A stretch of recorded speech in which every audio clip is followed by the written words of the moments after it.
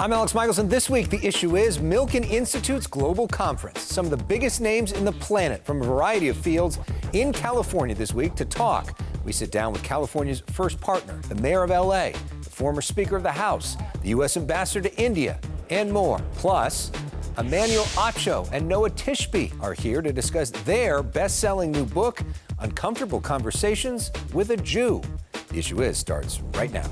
Broadcasting across California, you're watching The Issue Is. And welcome to The Issue Is. I'm Alex Michelson. This week, we take you behind the scenes at the Milken Institute Global Conference, which brings together more capital, meaning people who control finance, than any other event in the world. You're probably like me, you keep wondering when we get to quit. And the answer is never. Former President Bill Clinton interviewed by Michael Milken. It's the 27th year Milken has convened many of the world's top minds in California at the Milken Institute's Global Conference. You have to be excited about the future. Milken compares Elon Musk to Spock from Star Trek. Space, the final frontier. Musk's efforts to make humans a multiplanetary species. I've not seen any evidence of aliens, and SpaceX with the Starlink constellation has roughly 6,000 satellites. And not once have we had to maneuver around a UFO. Musk's interview, one of the 170 sessions at Milken. There are 1,000 speakers and 4,000 attendees. Our theme this year is called Shaping a Shared Future. Conrad Kiesel is the executive director of global programming and events for the California-based Milken Institute. We're still Californians in our hearts and our approach in terms of the openness to innovation and thinking outside the box. Is there an issue you think that's especially interesting this year? Absolutely. It's artificial intelligence. Usher asked about AI by moderator Lisa Ling. I'm the only me that I can be. You have no idea what it's like for Usher to be looking me in the eyes going, I'm the only one of me. Puck's Matthew Bellany talking AI with Hollywood heavyweights. On a path to be the most powerful tool for creators ever. It's actually a really exciting time for Hollywood because nobody knows where it's going to be in 5 years. Actress Kerry Washington says the new tech can empower artists and more diverse storytelling. And I will partner with you, but I will not be your pawn. A similar dynamic in sports. It sounded like a shotgun! Where unprecedented athlete salaries and control over their own social media messaging is creating huge financial opportunities. Like a good neighbor, State Farm is there. 12-time NBA All-Star Chris Paul had to learn how to cash in. As a 19-year-old kid, I get drafted to the NBA and I fall into all of this money.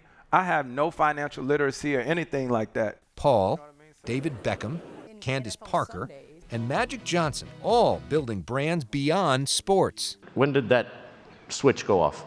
Well, let's first start with this. I had to kick ass on that court first. So you're going to have some divided government consensus on this. There's also a wide variety of political views.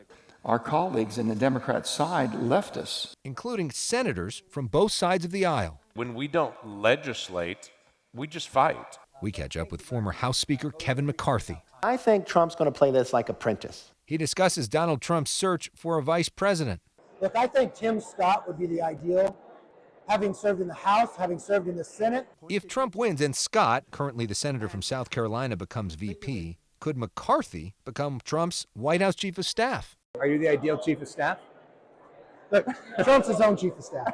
Longtime pollster Frank Luntz brought students from Rwanda to Milken to learn American politics firsthand. Those students surprised at our dysfunction. But it does seem very confusing to us, the rest of the world. That this is even happening? Yeah, so I never expected to see this. Luntz introducing them to prominent leaders, including Bill Clinton. I want them to see that Africa is important to the people in this room. What's been the biggest lesson you've learned?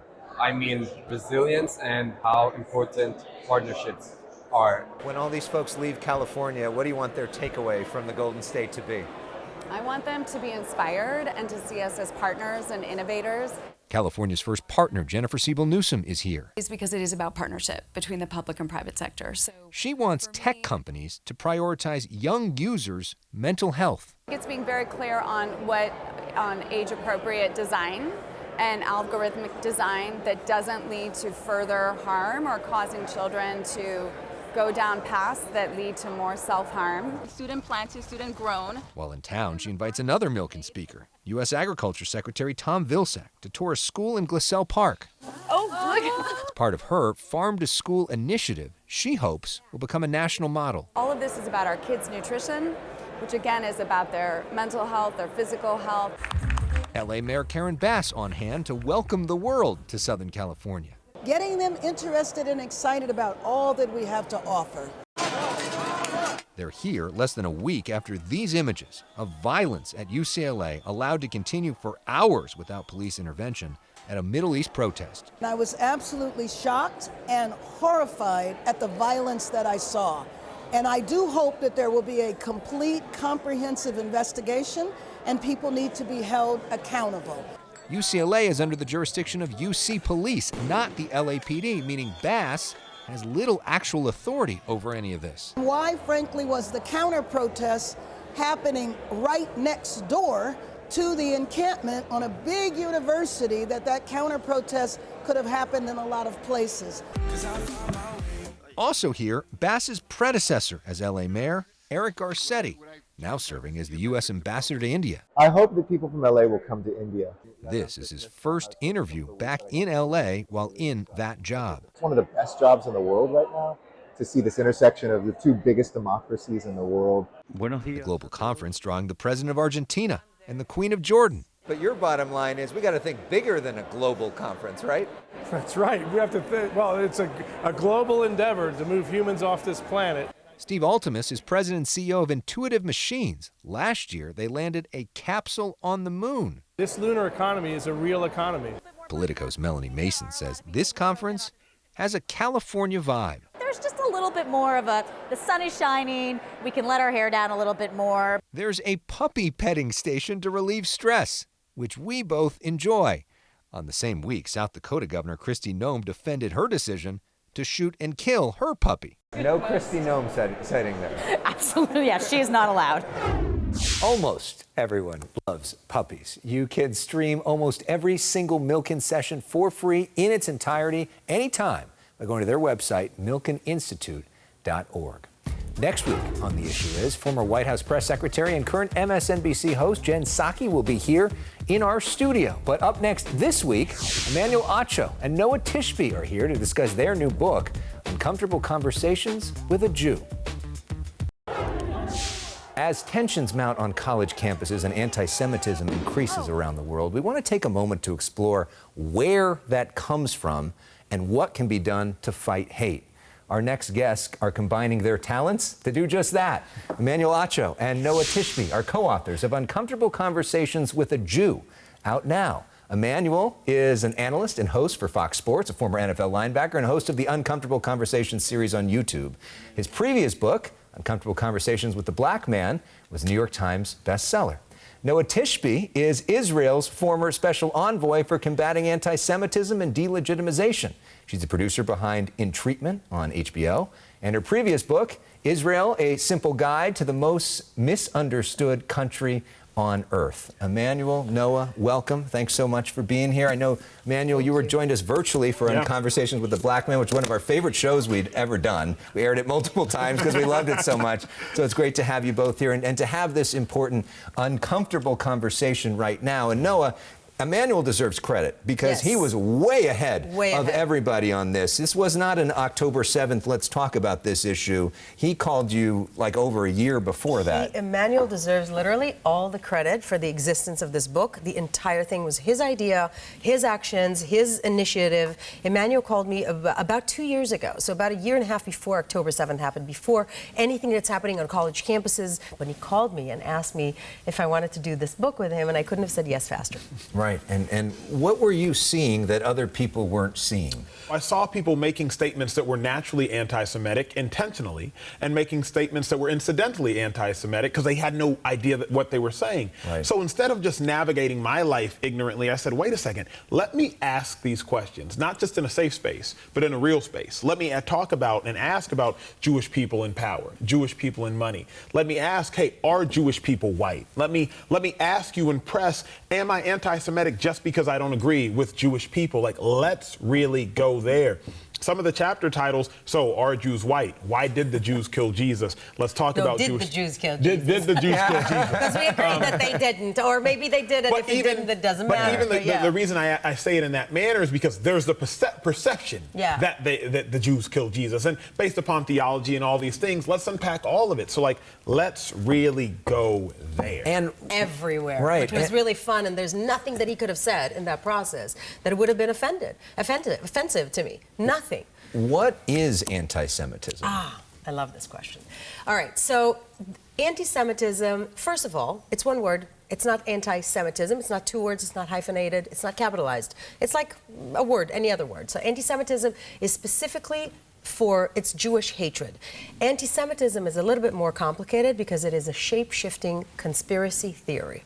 So it's a shape-shifting conspiracy theory such that it changes every couple of years, right? The goalpost moves, and every couple of years it looks a little bit differently. So it attributes to the Jews, not just like we're so much better than them, right? But also mythological powers, like this cabal, insinuating that the Jews have some sort of a controlling hand, and there's like, it's a fifth column, and they have the plan to control the world. That is anti-Semitism. And you all sort of disagree over the definition of Zionism a little bit, right? I mean, there's a moment in the book where you kind of have to stop talking to each other after October 7th. Yeah, it's not over Zionism, it's over something else. But yeah, there's a... But I mean, how do you define Zionism?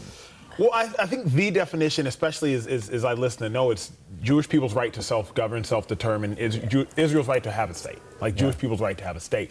And I think that is where, in the book, it wasn't a disagreement over the definition. It was more so like I don't like war, and I don't like what it takes for countries to exist. Now, mind you, every country has had to go through that process of existence. And so, obviously, I believe in Jewish people's right to have a state. But with Noah, the tension and the friction came, I was like, but wait, no, what about war? What about, but what about this? But what about blood? What about this? What about this? What about displacement? Like, so many things that my small mind, if you will, has a hard time wrestling with and grasping.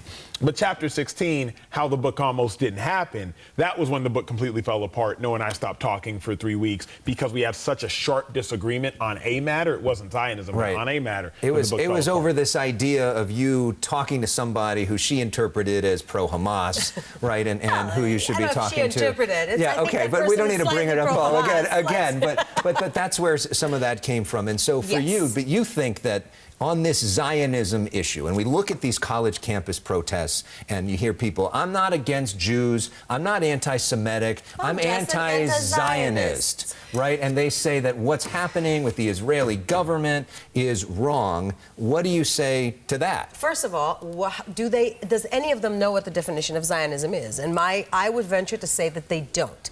The definition of Zionism is very simple. In simple words, as Emmanuel said, it's Israel's right to exist. Jewish people's right to have a state. That's the most simple. In a little bit more, nuanced way, it's the Jewish people's right for self-governance and self-determinations in some parts of their ancestral land, and in a Jewish, not an exclusively Jewish state. And that is the thing that they don't understand. They think Zionism means racism. They think that Zionism means imperialism. It doesn't mean any of these things.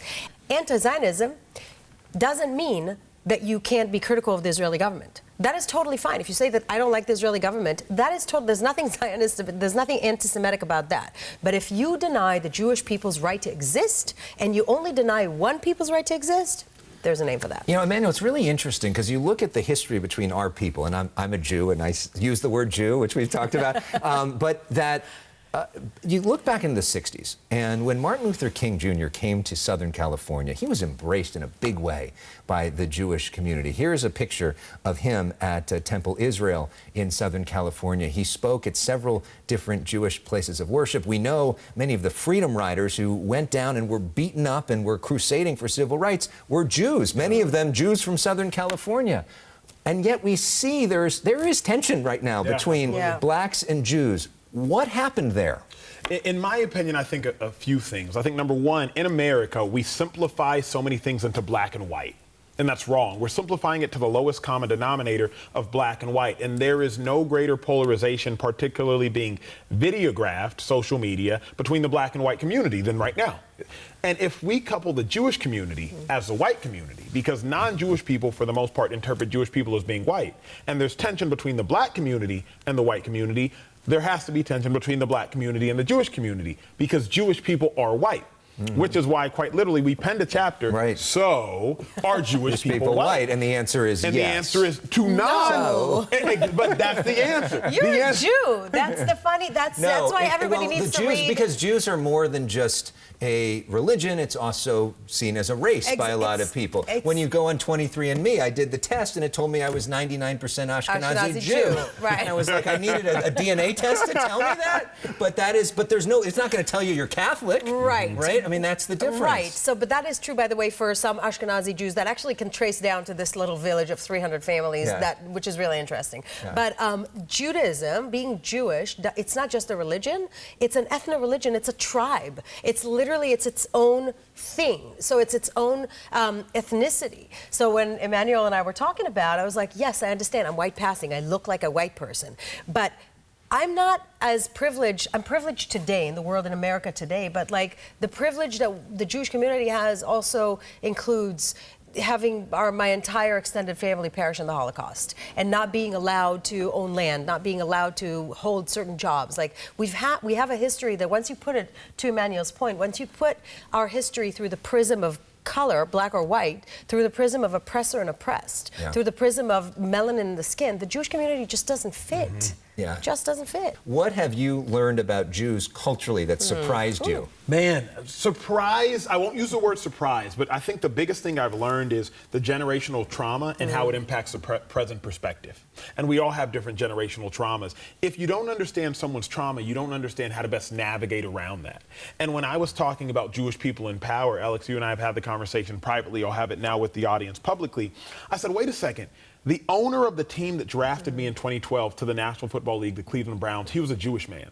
Then I was traded to the Philadelphia Eagles in 2013. He was a Jewish man. I left the NFL in 2016. My first agent on television was a Jewish woman. So how is it offensive when I say that Jewish people are in power?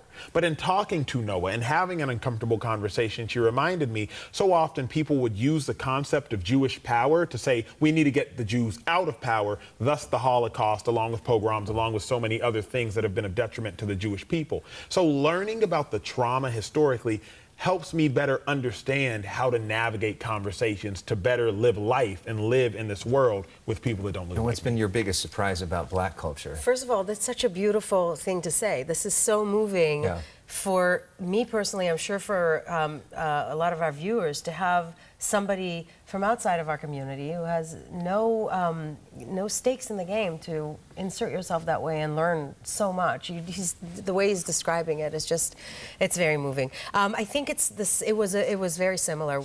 Through that conversation of the white and the black communities in America, I was able to see also the animosity of the black community for the Jewish community that are white passing, that we have the ability to hide our Jewishness and to benefit from the privileges of white Americans, which the black community just doesn't have. So I always say that being Jewish in America these days is like don't ask, don't tell. Like as long as you're not saying that you're Jewish, you're fine. And to Emmanuel's point, the black community can't do that. You're right. So there's rooms I can walk into where people don't know I'm Jewish, but there's no room you can walk into where people don't know you're black. Well said. And how important is that to have this conversation in America today?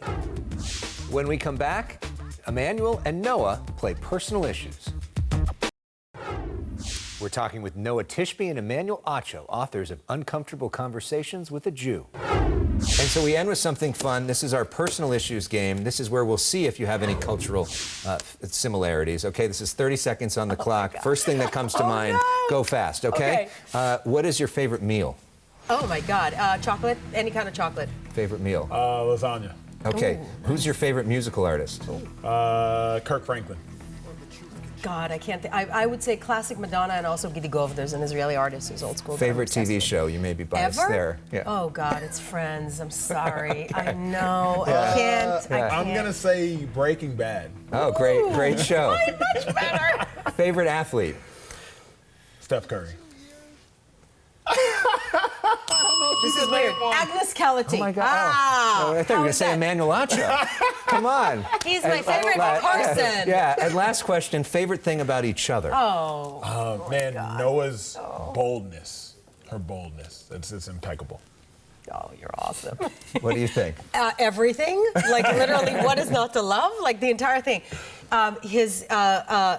Your curiosity and your ability to be kind of like a mercurial in a good way, to listen, move back, move forward, move back, and your emotional intelligence. Well, we end Nobody's ever asked us that. I love it. We end with music, Waiting on the World to Change, John Mayer, because the only way for the world to change is if we have uncomfortable conversations. Emmanuel, Noah, thank you for doing the important work. We appreciate it. Thank you so much. Go buy the book. It's worth it. Thank you for our first guest on our first show. Honored to be here. Thanks for having me. All right, let's talk about one of the... Happy anniversary to our show. That was our first episode of The Issue Is 6 years ago this week. We got a nice anniversary present from the LA Press Club this week. They nominated our recent story with our first guest, who now, by the way, is the governor of California, Gavin Newsom, for Best Local Political Reporting. Our conversation with former President Trump in California is nominated for National Political Reporting. They also honored our sit-down with George Clooney about his LAUSD school investment for educational reporting, and spotlighted our show about athletes giving back with Clayton Kershaw and Juju Smith-Schuster for sports reporting. I was honored to be nominated for TV Journalist of the Year as well. Now, none of this would be possible without you, our viewers, and our behind-the-scenes crew. So we end this week with their faces, thanks to them and to you. We'll see you next week for more of The Issue Is.